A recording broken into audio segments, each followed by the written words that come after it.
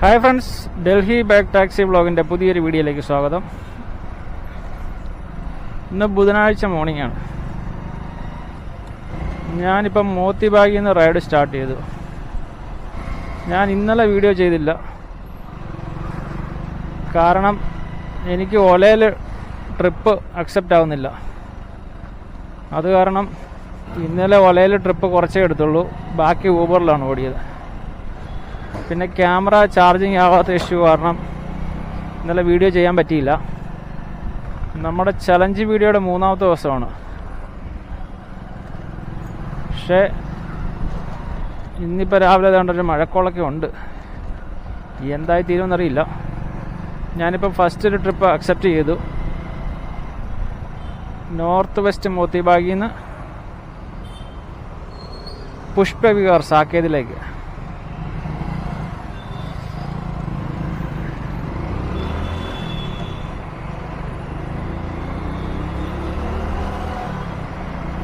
പോലീസുകാരൊക്കെ രാവിലെ ഇറങ്ങി നോക്കുന്നു.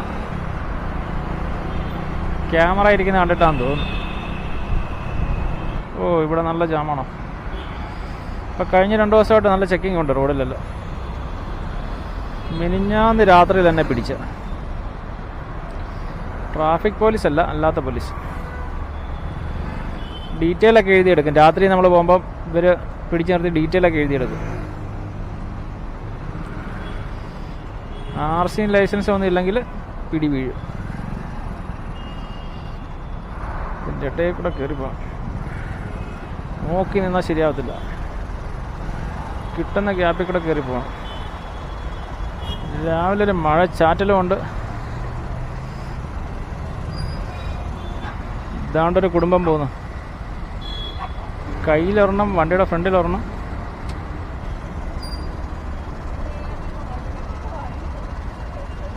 ഈ ട്രിപ്പ് മിക്കവാറും ക്യാൻസലാകും. ഹലോ, ट्रैफिक जाम है ना थोड़ा, अभी खुल गया, आ रहा 3-4 मिनट. കസ്റ്റമർ വിളിച്ചു തുടങ്ങി.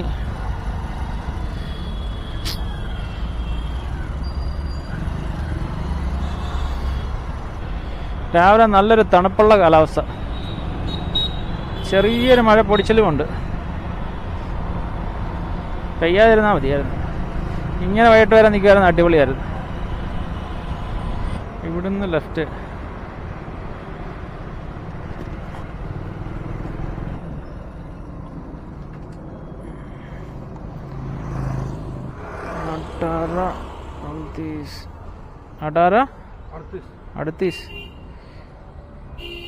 अड़तीस ओके.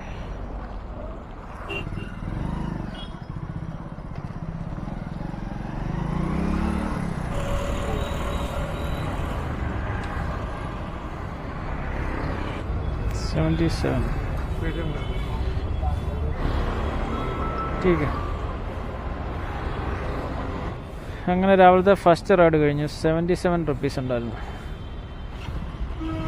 8.3 കിലോമീറ്ററാണ്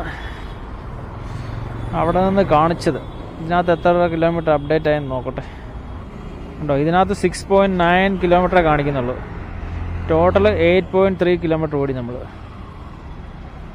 അപ്പോൾ ഇതാണ് ഒലയുടെ സ്കാം. 6.9 79 വന്നു.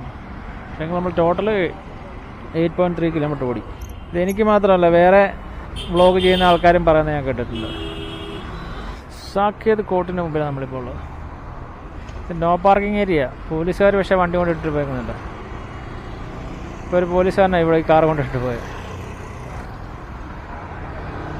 ജൂനിയർ വക്കീലേഴ്സ്.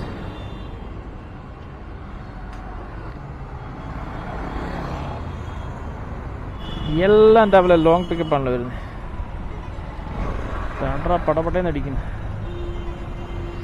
ബീഗംപൂർ.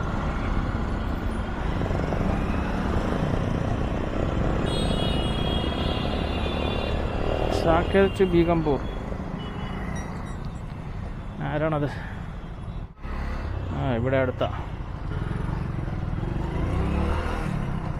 ഓക്കെ, അടുത്തുള്ള ട്രിപ്പ്, അടുത്തു വന്ന പിക്കപ്പ്.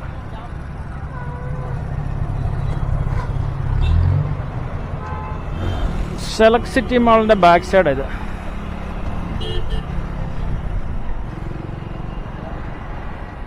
സൈബർ പോലീസ് സ്റ്റേഷനാണ് ഇത്.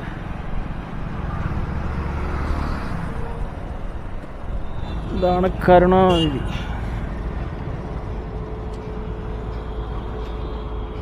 OTP 1428.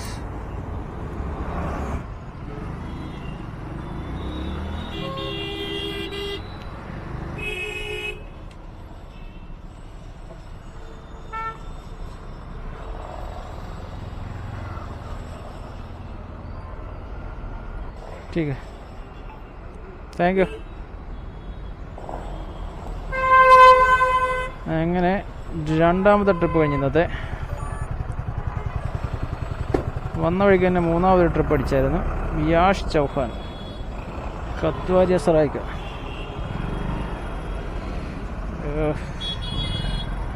ലോങ് പിക്കപ്പ് ആണല്ലോ. മഴയും ചാറുന്നുണ്ട്.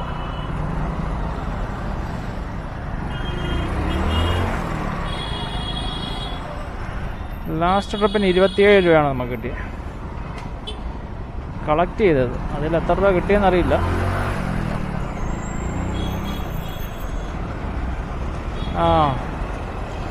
അത് ക്യാൻസലായി. 2 റൈഡ് എടുത്ത് ഇതുവരെ 10 ആയപ്പം 9 മുതൽ 10 വരെ 2 റൈഡ് 103 രൂപ. ലാസ്റ്റ് റൈഡിന് 3 കിലോമീറ്ററിന് 29 രൂപ കിട്ടിയ.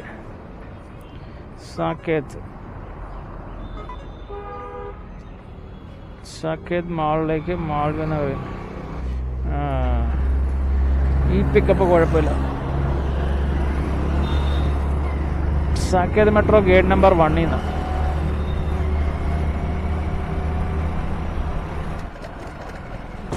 എന്നാ പൊടിയാ ഇവിടെ.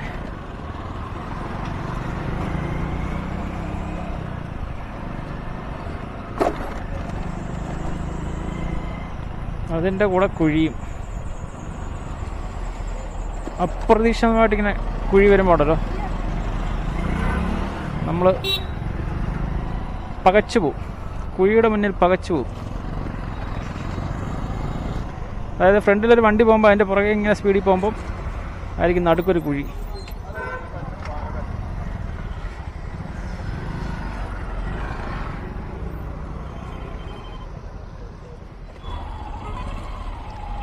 അവൻ ക്യാൻസൽ ചെയ്തത്. മഴ പെയ്യാൻ സാധ്യതയുണ്ടോ? 12 AM മഴ പെയ്യും.